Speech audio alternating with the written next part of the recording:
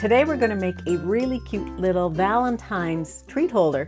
I'm Joanne Rogers. I'm a Stampin' Up! Demonstrator in Central Alberta, Canada, and I've been designing with you in mind since 1999. Today we are making a cute little box, and we're going to be using some of the Country Lane Designer Series paper. And this Country Lane paper is got some different colors in it. We are going to start though with our little adorable owl. So I have an adorable owl here, and this is a free stamp set from Celebration. And many of you already have this, I know, because it is so cute. Great for birthdays. Today we're going to use it for Valentine's. And I've used the Hoot Hoot You're So Cute for Valentine's, but I'm going to pull in today a different one from the Love Cats set. So the Love Cats set is another set in our mini catalog. And this one actually says, "Hi there, Valentine." So I'm pulling in that one, and I've already stamped this little professor owl with the little bow tie. Now we are going to color this guy.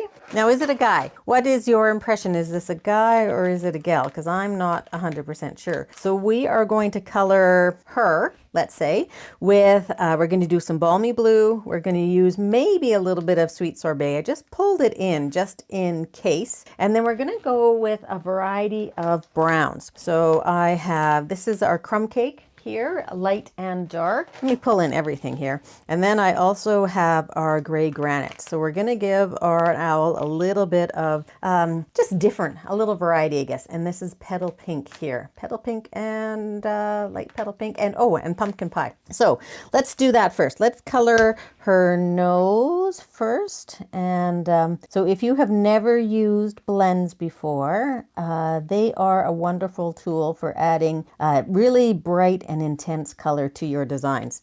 And I could have pre-colored this, but I want to show you a little bit how to color with the blends, because I think sometimes people get a little bit intimidated. So there are two ends. There is a bullet tip end here, and there is a brush tip end.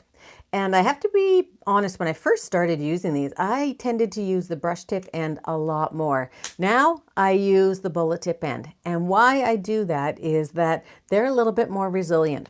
So the brush tip can easily, especially in classes, they can easily be frayed and bent. And so the bullet tip is going to give you a little bit more options, I guess. If you are heavy-handed at all, then you want to use that bullet tip. So I'm going to use the dark first, and then you don't have to use the dark. I've gone back and forth. Sometimes I use the light first, sometimes I use the dark, but we're going to go ahead and use the dark, and I'm going to put the dark where I think there's going to be some shadowing. And so with the Stampin' Blends, you can't color too much before you have to go into your lighter version. So I'm just going to give some of the details there, and then I'm going to come in, I'm going to color right over top. And when you color over top, you move that ink. So I'm moving that ink, and what I'm going to be left with is some darker shadowy areas, and then I'm also going to have some lighter areas. So it's going to immediately give a little bit more realistic kind of look to our he owl, I guess. Leanne's probably right, with a bow tie. So now I'm just dotting on, giving a little bit more of my color, and you can do this a few times. I wouldn't go over and over and over again, because you can pill your paper. Now, a type of ink that you want to use for this, you want to use Memento Black. Memento Black is your friend here. StazOn is not your friend if you happen to have a StazOn ink pad, because StazOn is made with alcohol in it, and these are alcohol markers, so they will actually just move that. If you stamped it in black and it stays on, and then use these markers over top, they would just move that black ink, and then you'd be left with a little bit of a mess. So I'm using two sort of types of strokes as I'm coloring.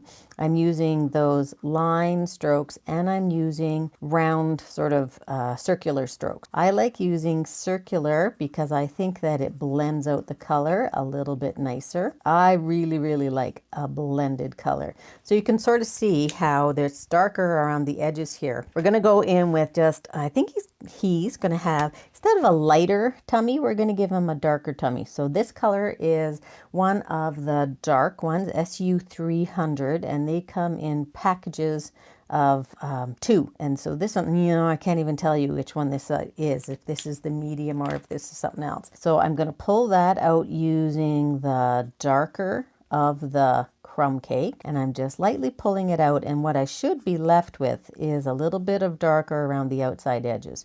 And if I don't, I'm just going to go back in and add a little bit more, just so that it darkens up a little bit.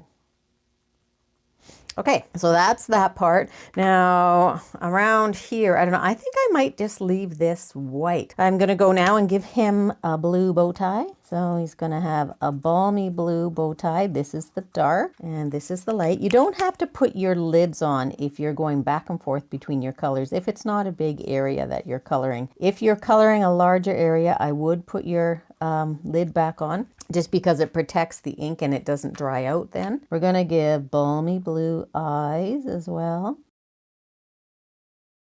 And I'm going to use my Wink of Stella right over top here. So we're going to have a little bit of something different, a little bit of glimmer and shimmer there. So this is new. I hadn't planned on doing this. I'm sort of going by the seat of my pants here.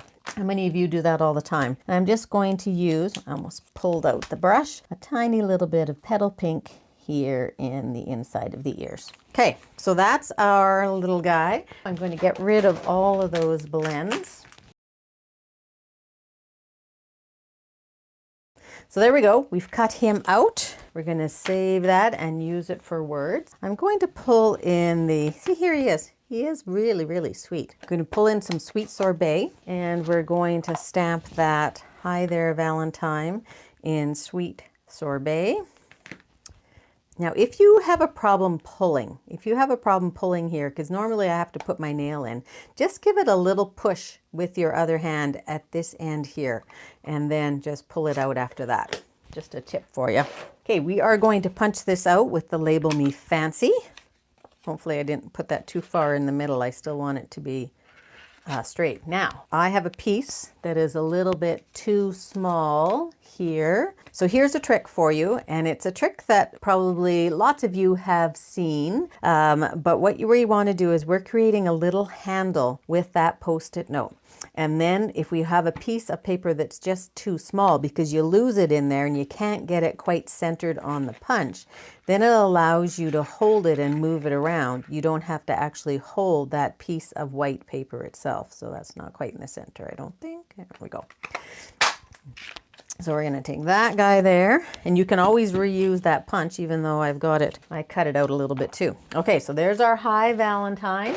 Now we're going to do the bottom part of the actual container or the treat holder itself. So what you need is a piece of 4.5 by 5 3/8 cardstock. So it's 4.5 this way, 5 3/8 this way, and you are going to score it on all 4 sides at 1 1/4. So you could do this one of 2 ways. You can go to 1 1/4 out here. So there is a 1 1/4 all the way out here, or there is 1 1/4 on the inside. And I'm today going to use the one on the inside. Make sure you have your cutting blade out of the way. It looks like I need to write on it again. Your cutting blade is the darker one. You're going to pull that out of the way, and you're going to use the tan colored blade, which is your scoring blade. So 1 1/4. You don't have to press too hard, and you're still going to get a good line in there that's going to give you a good burnish. Now you're going to take this and you're going to move it 180 degrees. Do it again. Do it one more time so that you go all the way around your little rectangle. So these were a little different measurements. And I liked this for the size that we create, and I think you might too. So what I do is I actually cut on this. You can cut on either end, but what you want to do is you want to be consistent. So if you decide that you're going to cut on the side, then cut both sides. If you decide you're going to cut on the end, then cut both ends. So I'm going to cut on the side. I'm going to create a wedge as well. So I go up on the score line, to the score line, and then my wedge is going into the flap for this one. And I like to cut after, I like to cut before I fold up on those score lines. For me, it's just a lot easier when it's nice and straight. So just get all those little guys out of the way. And now we're going to fold all of our lines. Pull in your bone folder and just really crease that up so that you have a really nice crisp crease. Go all the way around. Here's our last one. So now we're going to use our Stampin' Seal Plus. And Stampin' Seal Plus is a little bit different than the Stampin' Seal. It comes out a lot easier, and we are going to put it onto our tabs. So I'm just turning this upside down really from the way that my folds are, and we're just going to put it on the tabs.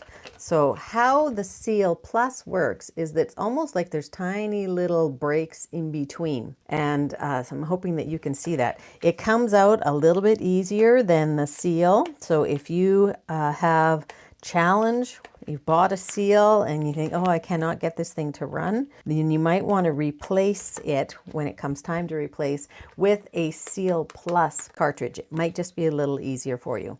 So now what we want to do, we want to pull these two tabs on the end in, and we want to line up the sides. So I'm going to line up the sides so that they're nice and straight. I can do both sides here, and it will stick really well with this Seal Plus, and go all the way around with it so that you create a little box. And your box is going to be the base of our little tiny mailbox. For the next part, what you want to do is you're going to use the deckled rectangles, or you can use just a rectangle cut from Designer Series paper.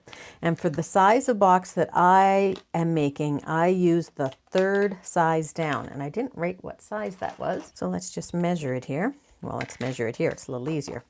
It is, 2 7/8. You can hardly see because of that old masking tape, by 4 3/8. So 2 7/8 by 4 3/8. And we are going to curve this a little bit with our bone folder. So take your bone folder and just run it lightly right on the paper, so from on the long edge. So the long edge is going to be folded just a little bit, not folded, curled, just a little bit, really curved, not curled. Same thing with the other one. Okay, just lightly so that you're not going to get a crease. Now I'm going to use my liquid glue for the next part. So my liquid glue is going to go all the way on the sides of the box. And we're going to take our paper. Now I've decided to take my paper so that the hearts are going the same way on both sides, meaning that if I look from the side afterwards, my heart, the top of my heart is facing up. You'll see what that does here in a minute, because if this one is facing up, these are going to go over top. So one of them is not going to be facing up by the time it's done. So even though I said I was just going to do that, maybe what I should do this time is go like this, and then we'll have our hearts going the same way. I think so. So if you have any type of paper, let's say you're not making this for Valentine's, you're making it for something else, and they are directional, meaning that they best go one way or the other, then this is what you might want to do. Put one so that it's upside down. I'll show you the versions afterwards. So now what I have is I'm going to pull this over like this, and this one is going to go like that. And we have our little mailbox. Remember, who has a mailbox still like this? You know, with the little thing that you went up and down, little marker, I guess.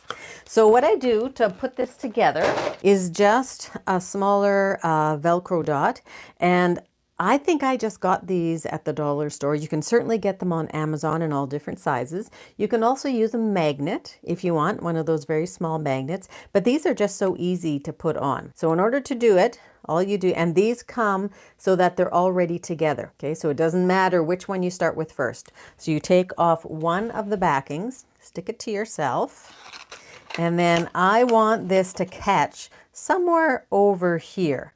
So I'm going to put it right there on my paper. Okay, so I've got it right there on my paper. Now I'm going to fold that over again, and I'm going to take off the other backing. Easier said than done. And I'm going to fold that over as well. Line it up so that the edges are aligned here. Fold it over. Okay, now that's going to stay there and people are going to be able to open and close it. But what we want to do is we want to catch that edge so that it's not stuck up. So let me grab some of my new dimensionals. So my Hi There Valentine is going to go, now you want to be careful you don't put your dimensionals up near the top. You want to put your dimensionals down near the bottom, and you do want dimensionals here because you want it to sort of stick out a little bit from the bottom of the paper. So we're going to put that on. Okay. And we want it to catch, so put that on right about there. And it will catch it, but we're going to catch it even more when we put on our little owl. So we want to decorate the owl up just a little bit. Well, the background of the owl. So we're going to use our heart punches. We're going to use glimmer paper for the background of it, and the in color glimmer paper comes in lots of wonderful colors, but we are going to use the Sweet Sorbet. I have used the blues and the greens, and it doesn't necessarily need to be with the color that this is. So this is Tahitian Tide. This looks great with balmy blue, for instance. This looks great with lots of different greens and red as well. So today we are going to use a nice big piece for this. Okay, so I already have one cut out, but I'm going to cut out, instead of the one that has scallops, I'm going to cut this one out here. Now I'm going to try and save as much as I can here. So I'm going to go right up to that and right down to the bottom. We're going to use that guy, and then we're going to use the bigger one. And we're going to do that. I think we're going to do it with the lighter side so that it stands out a little bit on the Sweet Sorbet.